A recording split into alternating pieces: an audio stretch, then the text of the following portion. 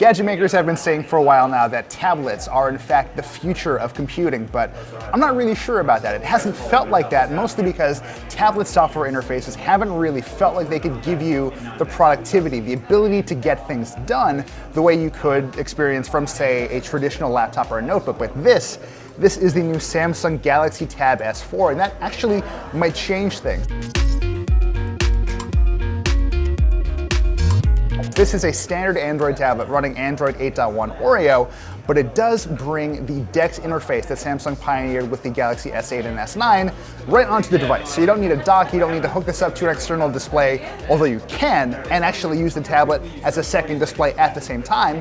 But regardless, if you just want to use this as a machine for productivity, you're actually going to be able to do that in a way that feels way more valuable than really anything else I've experienced. But first, let's take a quick look at the basics. This is a 10.5-inch Super AMOLED display. It's actually really nice to look at, and the bezels around the side have shrunk pretty considerably compared to the Galaxy Tab S3 we got last year. This runs a Snapdragon 835 chipset with 4 GB of RAM, and I know what you're thinking, that doesn't sound amazing. This is a pretty definitively last year chipset. That said, Samsung says you're going to be able to run up to 20 apps at the same time with not a huge dip in performance. I haven't gotten there yet, mostly because I haven't found 20 apps worth opening on this thing yet, but the 10 or 11 I have going right now seem to run very well. I've been jumping in and out of them, resizing windows, punching in text, and kind of playing with everything, trying to stymie this thing, basically, and it has resisted my attempts so far. So frankly, kudos to Samsung on that one. I don't think the chipset was ever going to be the issue. I don't think you should get hung up on the fact that this is last year's silicon.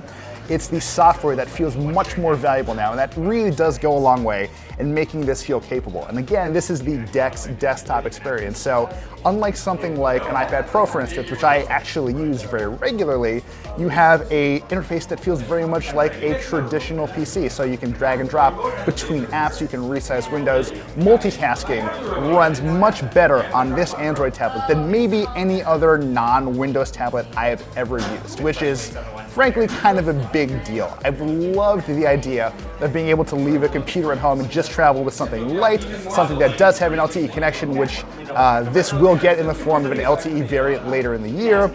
But this feels like it could be the ultra portable device that I've always been looking for. It does also come with the S Pen, which is a first. You are getting one for free in the box, which is really nice. And that's also really great because Samsung has brought some of its more interesting S Pen features to the Tab S4. So you can highlight text to translate, you can access shortcuts via Air Command, which is pretty standard stuff for the Note line. You can now also create live messages, which you might remember from the Galaxy Note 8. Basically, you can take a photo, doodle all over it, and have those doodles sort of animate themselves, and you can save that as a gift to send to people via text.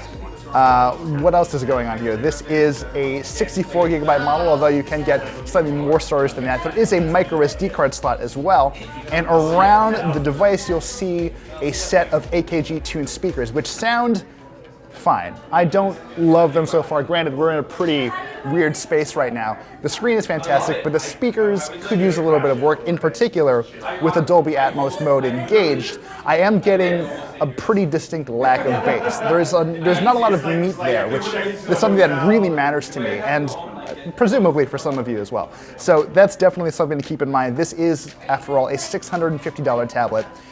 The hardware is pretty solid. I'm actually quite a fan of it so far.